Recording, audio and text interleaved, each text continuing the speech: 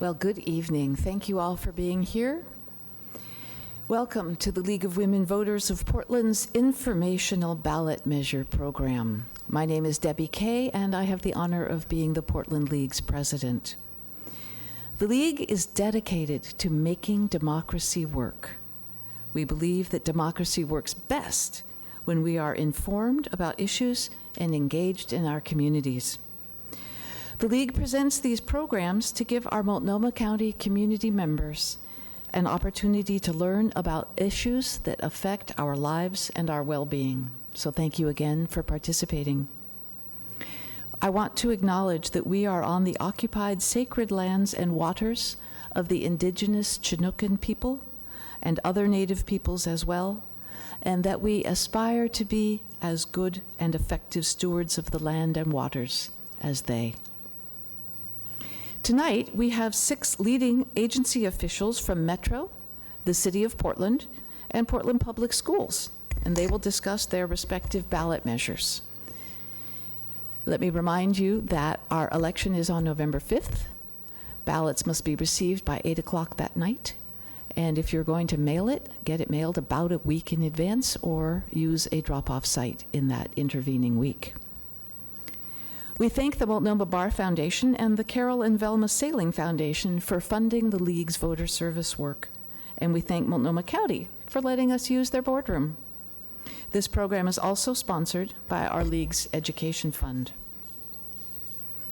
Metro East Community Media, our wonderful media partner, will broadcast tonight's ballot measure discussion on its cable channels.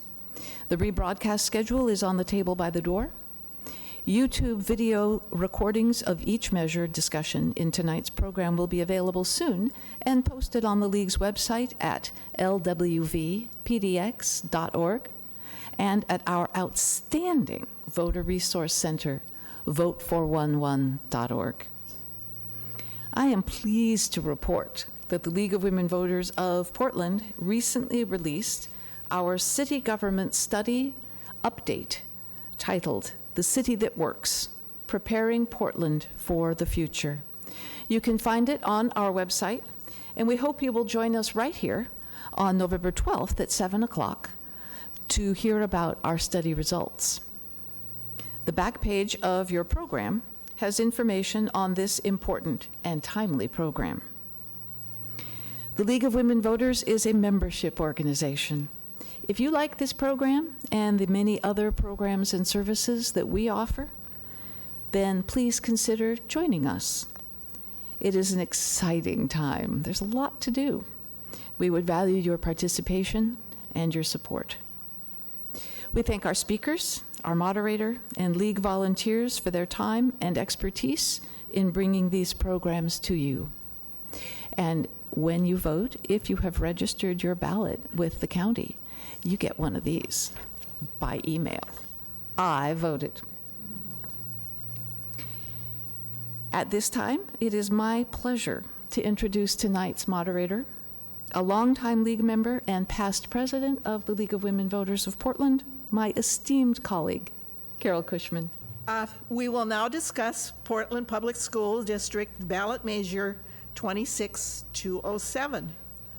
Our PPS speakers are School Board Member Scott Bailey and Claire Hertz, Deputy Superintendent of Business and Operations. This ballot measure is a levy renewal to maintain teaching positions and classroom supports. The question: shall the district maintain teaching positions and classroom supports by renewing a levy of $1.99 per $1,000 assessed value for 5 years beginning 2020? The measure renews local option taxes. Scott and Claire, you will have 10 minutes to present and explain Measure 26207. Thank you very much. And thanks again to the League for all your years of excellent work helping to inform voters. Again, my name is Scott Bailey. I'm one of 7 elected members of the school board for Portland Public Schools. and this is Claire Hertz, our Deputy Superintendent for Business and Operations. It's my third year on the board. I want to start with a little bit of context. I'm a graduate of Portland Public Schools, and both my children are also graduates. My older son was in kindergarten in 1994, and that was the last good year of school funding. After that, the cuts started. The cuts in services were virtually every year following that, and that's because of property tax limitations that the voters approved in 1990, and then again in 1996 and 97 with Measure 5, Measure 47, Measure 50, and also school equalization that equalized school funding across the state on a per-student formula that we didn't have before. While other states equalized up, in Oregon we equalized down, which meant that Portland, among other districts around the state that were better funded than average, faced funding cuts as more went into the general pot.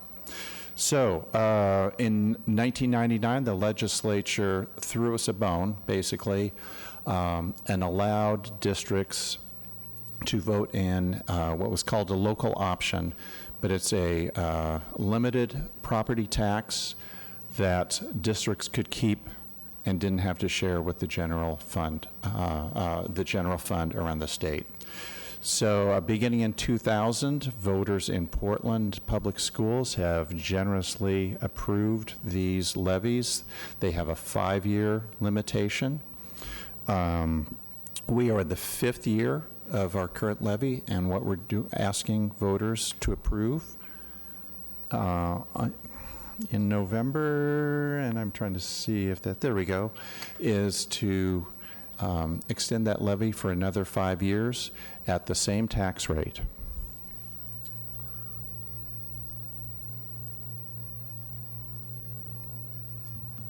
There we go.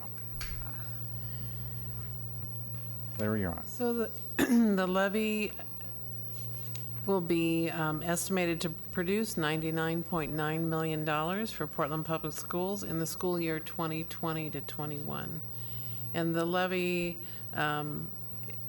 approximately 1 in 3 Portland Public Schools teaching positions is funded by the levy. That's right. So the current levy and this upcoming levy, every penny goes straight into the classroom. It has supported, on average, the last 5 years, 825 teachers, and that's what we're pledging going forward. And these are not only what we think of as classroom teachers, you know, your second grade teacher, but also at the high school level, teachers who teach in different subjects, but also teachers who provide special education services, teachers who... Would you advance to the next slide for that? Yeah, I know, there we go. If you would It's tell me, magic. I'll do it here. Sure. This is a little funky. Yeah. Thank you. So teachers who, for example, teach career and technical education, teachers who are reading specialists working with small groups or sometimes on an individual level with students who are struggling with reading, same with math specialists. And every penny going straight into the classroom for students.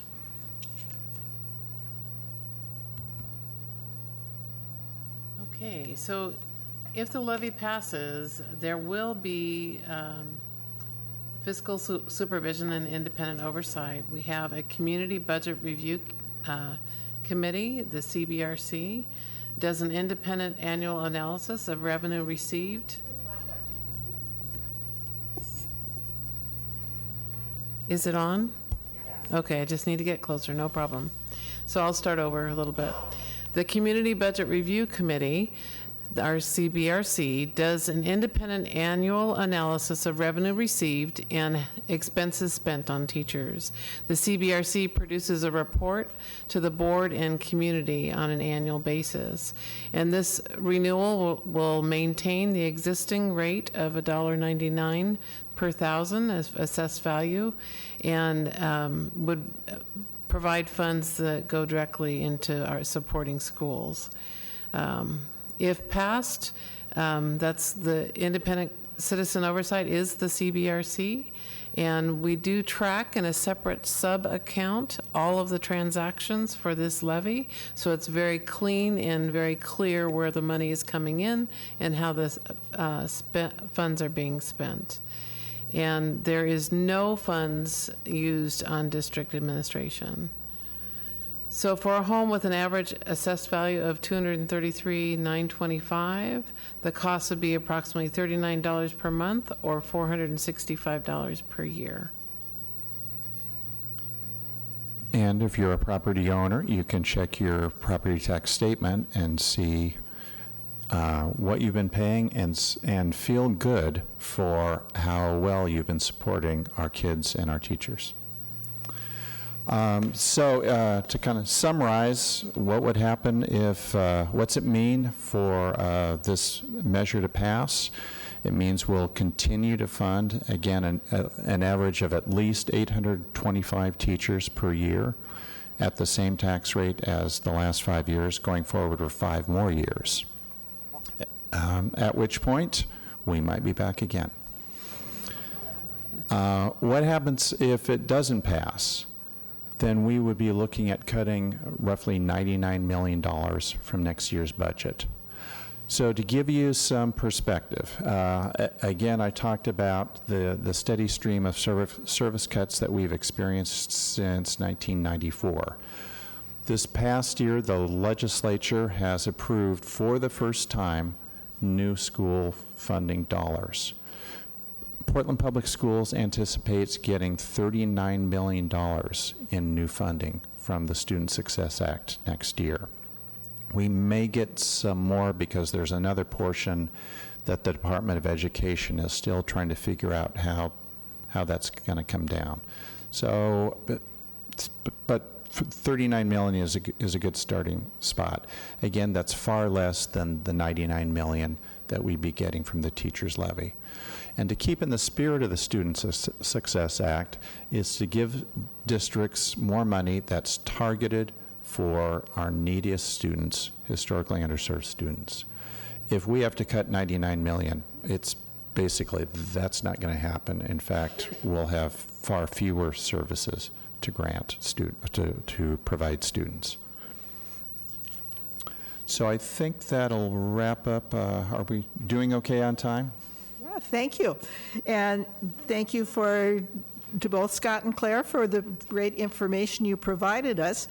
Our first question, actually, I think I got this question in about 4 versions, so it is definitely a question on the minds in our audience, and I'm going to try and work 2 of them together in asking here. And you sort of addressed it at the very end of your presentation. Please explain how this levy renewal relates to the spending from the student success legislation passed last session, and then how these positions might be funded by the Student Success Fund instead of by this levy. Okay, so I think it made it clear there's no instead of the dollars. We couldn't cover that. And if you said, oh, well, why don't you cut some more from administration, for example? Well, we've had at least 2 years in a row of cutting our central office. In fact, if you cut the entire central office there, we'd still be making cuts. And of course, nobody's suggesting that. It's important, it's important to say, I think, and again, I've been a school activist for over 20 years now with Portland Public Schools. And it's important, I think, to set a context of, one of the things when I was running for office, I said, you know, we don't have any systems in this district. And it's really not helping. What we've done since electing 3 new board members a couple of years ago, we've hired a new superintendent. We have virtually replaced most of our senior management, and those systems are now being built. The levy money will enable us to keep that. The extra money from the Student Success Act will enable us to really capitalize on the strategies we're putting in place now for students that are laser focused on increasing student achievement for all kids, but especially for those kids who have been left behind. Thank you. Some years ago, the state adopted a quality education model. How close is PPS to offering the programs and services described in that model? The levy and the Student Success Act funds will get us closer, but not there. That was a quick, concise answer. Think about these things. Please define classroom supports. Which employees or teachers are these classroom supports? Are those the specialists?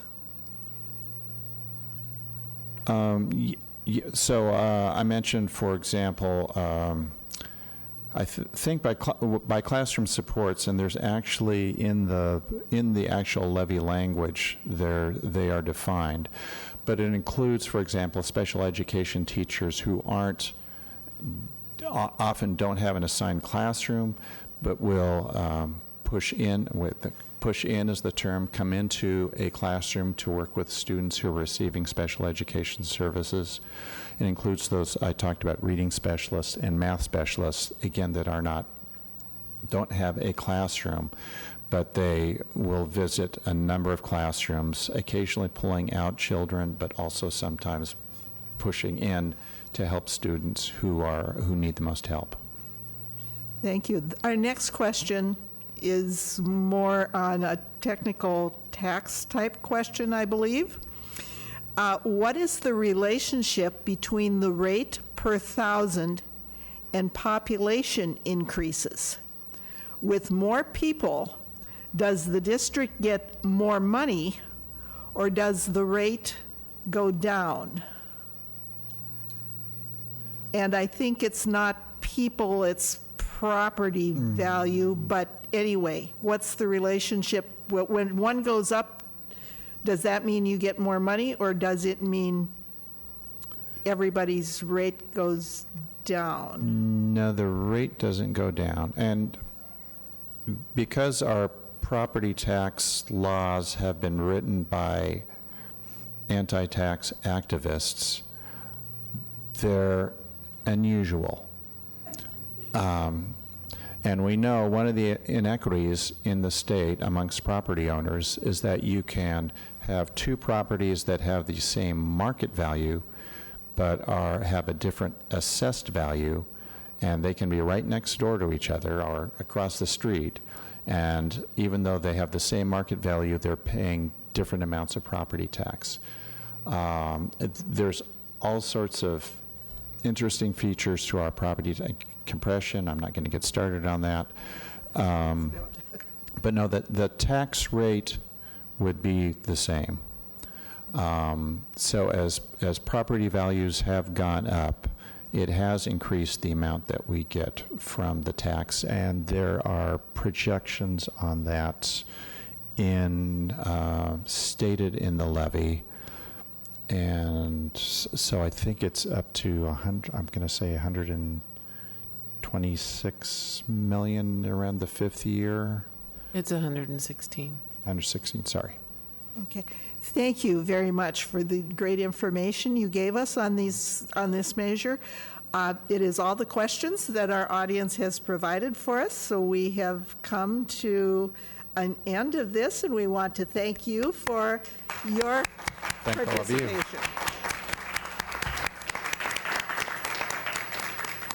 This concludes our program and discussion this evening. There are 4 Portland area measures that will be on the November 5th ballot. Many thanks to our speakers, our audience, and our volunteers. This program is sponsored by the League of Women Voters of Portland Education Fund, the Multnomah Bar Foundation, and the Carol and Velma Sailing Foundation. We thank Multnomah County for the use of the venue. Metro East Community Media will broadcast tonight's ballot measure discussion, which will be available on our website, lwvpdx.org, and on vote411.org. Thank you for listening. Remember to mail your ballots on or before Thursday, October 31st. That's Halloween. After that, you may submit your ballot by taking it to your public library or the elections office or another official drop site, but no later than 8 p.m. on Election Day, Tuesday, November 5th. Thank you for coming.